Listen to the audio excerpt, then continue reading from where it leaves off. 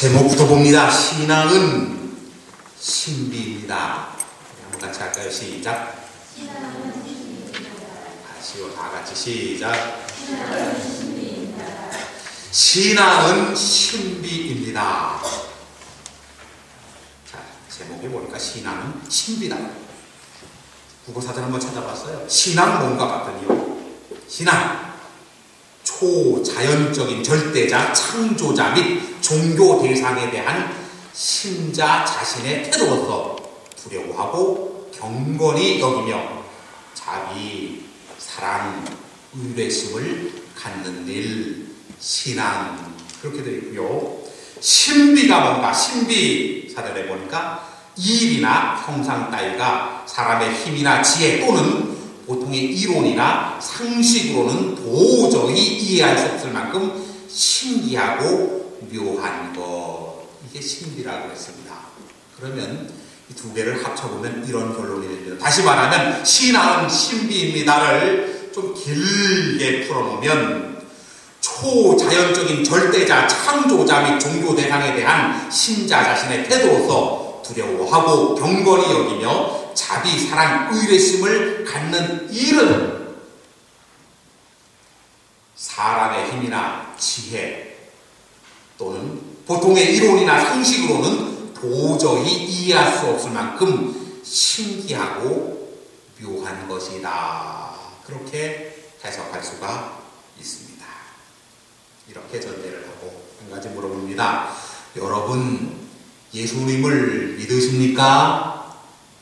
이럴 때는 아멘 한번 해보세요. 예수님을 믿으십니까? 자, 형태로 보면은요, 예배에 참석하며 기도하고 찬송 부르고 설교 듣고 예수님 믿는 사람들이 하는 일을 하고 있기에 당연히 예수님 믿는다, 이렇게 말할 수가 있습니다. 그러나 실제로는요, 예수님을 믿지 않으면서 조금 바꿔 얘기한다면 잘못 믿으면서 교회 생활은 얼마든지 할 수 있기는 해요. 예를 들어 어릴 때를 예를 들어 보자고요. 교회 잘 다니지 않는데 친구를 따라서 친구 만나기 위해서 재미로 갈 수도 있잖아요. 제가 어릴 때만 해도요, 물론 저 열심히 교회에 출석했습니다만은 그때는 교회가 최고의 문화 수준을 가지고 있었어요. 집이나 동네보다 교회 가면 재미, 연극이든지 음악이든지 이게 사회보다 수준이 높았다, 그렇게 생각이 됩니다. 그런데 지금은 사회가 훨씬 더 수준이 높게 돼 있지요. 예전에는 재미로 갔다 그러면은 신앙생활이라기보다는 교회생활, 이렇게 이름을 붙일 수가 있을 것입니다. 분명히 말하는 건 잘 못 믿는 거죠.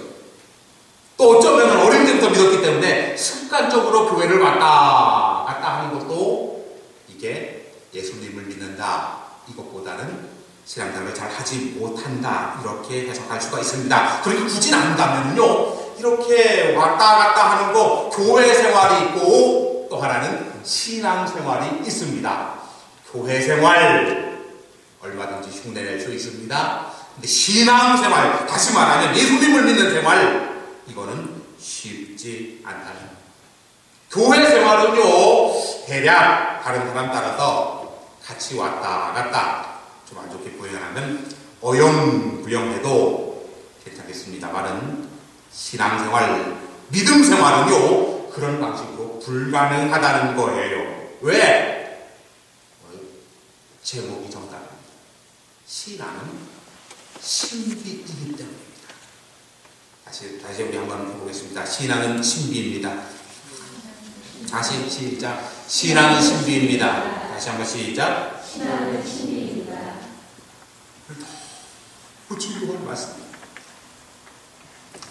신앙은요, 다시 말하면 예수 믿는다는 거는요, 아주 특별한 사건이기 때문에 예수를 믿습니까? 그럴 때에 자신있게 아멘, 이렇게 대답하는 게 쉽지 않다는 걸 먼저 말씀드립니다. 왜? 신앙은 신비한 거기 때문에, 신비한 거기 때문에, 아주 특별한 사건이기 때문에 그렇습니다. 오늘 성경을 봐도요, 정확하게 예수님께서 말씀하십니다. 자, 성경을 같이 보겠습니다. 요한복음 6장 65절 말씀. 65절만 지금 읽어주셨는데요. 65절만 우리 같이 한번 읽어보겠습니다. 시작! 크게.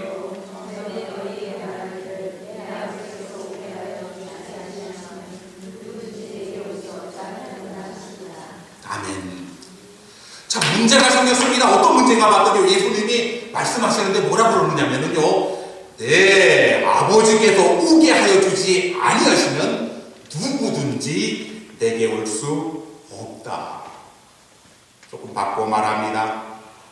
교회 오는 것까지는요, 내 힘으로, 부모의 힘으로, 혹은 친구의 힘으로, 혹은 재미의 힘으로 가능하지만은 예수님을 믿는 것은요, 하나님의 은총이라고 하는 것입니다.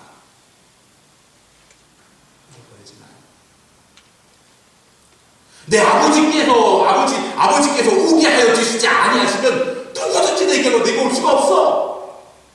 예수님 믿는다는 게요, 신비한 거지 그냥 내 마음대로 내 힘대로 될 수 있다는 게 아니고 하나님의 은총으로 된다는 사실을 말하고 있습니다.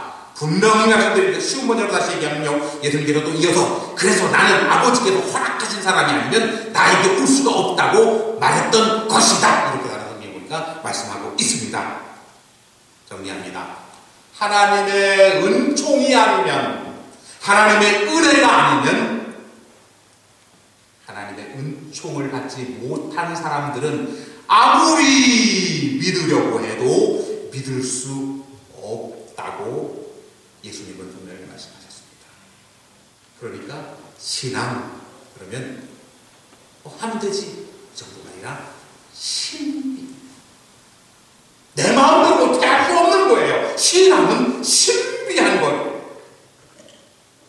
그래서 그런지 몰라도 오늘 성경에요, 66절에 그 뒤에 이어서 나오는 말씀 뭐라고 하냐면 예수님의 제자 중에서 많은 사람들이 주님을 떠났다는 얘기가 성경에 기록되어 있습니다. 다른 번역에 보니까 이때부터 많은 제자들이 예수를 버리고 물러갔으며 더 이상 따라다니지 않았다. 그렇게 얘기합니다. 여기 뭐냐면 이 제자들은요, 아주 많은 사람, 12제자를 포함해서 많은 사람, 예수님 따라간 사람을 얘기하거든요. 그런데 이 말씀을 들은 다음에요, 많은 사람들이 예수님을 떠나서 다시 예수님을 따라다니지 않았다 그랬습니다. 그런 다음에 어떤 일이 나오냐면 예수님께서 제자들에게, 이제 12제자들에게 말합니다. 너희도 가려느냐? 그랬더니 다른 성경에 보니까 자, 너희는 어떻게 하겠느냐? 너희도 떠나가겠느냐?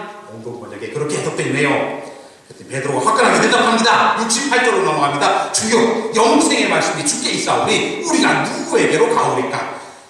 우리가 주는 하나님의 거룩하신 자인 줄 믿고 알았사옵나이다. 이렇게 얘기했고, 그 주위에 있던 제자들, 다른 제자들도 고개들을 끄덕이면서 그렇게 얘기했을 것 같아요. 맞아요, 나도 베드로하고 같은 생각입니다. 아마 그렇게 얘기했을 것 같다. 그래서 이 장면을 영화로 찍는다 그러면 12명이 참 이거 다 좋던데 한 명, 예수님 팔아먹은 제자 가룟유다는 이 인상이 다른 표정으로 어떻게 변했을지도 모르겠다는 얘기. 아이고, 우리가 어딜 갑니까? 예수님 옆에 계십니다. 이렇게 고백하는데 한 명만 이제 다른 생각을 품고 있었을 것입니다. 자, 의문점이 생깁니다.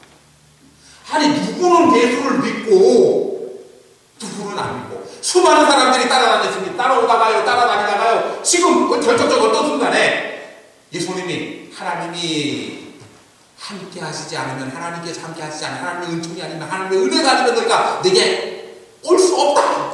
이 얘기 끝난 다음에 희한하게 많은 사람들이 다 떠나가고 거의 상황을 봤을 때 예수님의 12제자만 남아 있었다고 볼 수가 있습니다. 아니, 그러면 어떤 사람은 하나님의 은총을 누려서 예수님 곁에 있는 거고, 어떤 사람은요 하나님의 은총을 받지 못해서 떠나간 것으로 정리하면 이게 바로 이 성경의 내용입니다.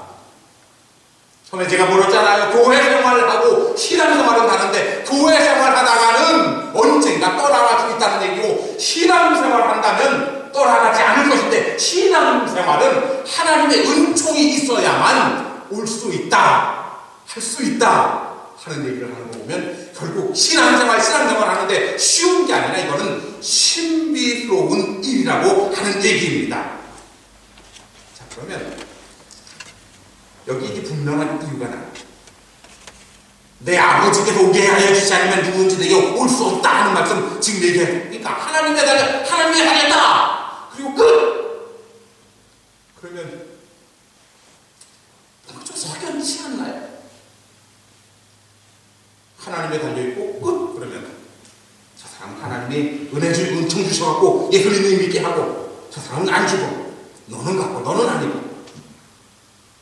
그래서 사람의 입장에서 말이에요. 사람의 입장에서는 뭔가 좀 할 수 있어야 될 것 아니 하나님이 그냥 선택해주고 선택하지 않으면 끝이고 이렇다 그러면 조금 그렇잖아요.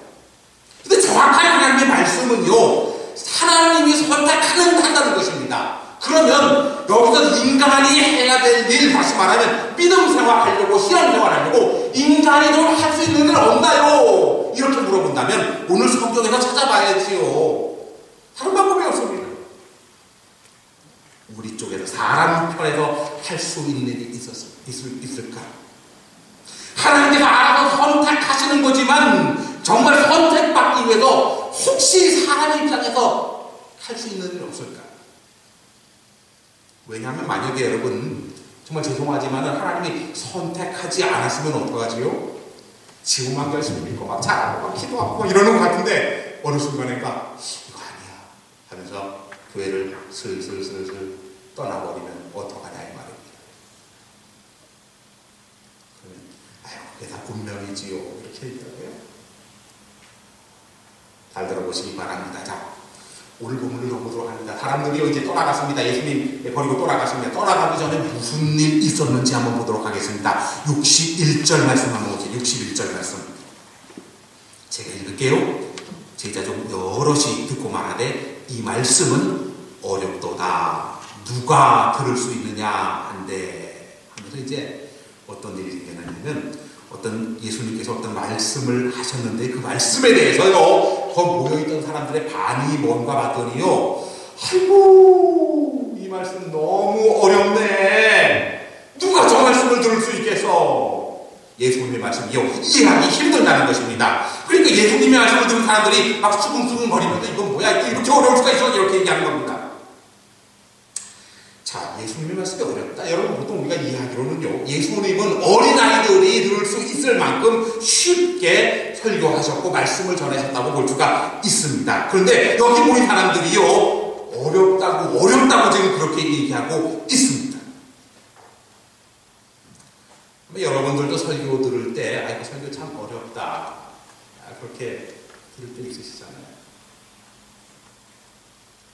성경에 나오는 바리새인들 보면은요, 그 사람들이 사실은 인격적으로도 훌륭하고 또 경건한 사람이었는데 예수님의 말씀 듣질 못해서 예수님이 아무리 설교해도요, 그 설교가 그 귀에 들어오지 않았습니다. 그래서 이제 바리새인들이 반대하고 그러잖아요. 오늘 본문에서도요, 도대체 거기 모인 사람들이 알아듣지 못할 만큼 어려운 말씀을 하셨다고 하는 예수님의 말씀이 무엇일까? 그러니까 그 말씀이요, 이들이 떠난 것과 연관이 있다고 하는 말씀입니다. 사람들에게 무지 어렵다고 하는 말씀이 도대체 뭔가 예수님이 설교를 하셨거든요. 그 전에 그 설교 내용이 뭐냐면 53절 주고 다른 쪽에 한번 보세요. 맨 끝 페이지 거기 이제 기록되어 있습니다. 고난주간의 의미와 유래 이렇게 해놓고요. 요한복음 6장 53절 59절 나와 있거든요. 예수님이 이제 이 설교를 하셨어요. 그 다음에 사람들이 수군거리면서 아이고 너무 어려워 이런 다음에 하나씩 둘씩 떠나가기 시작했다.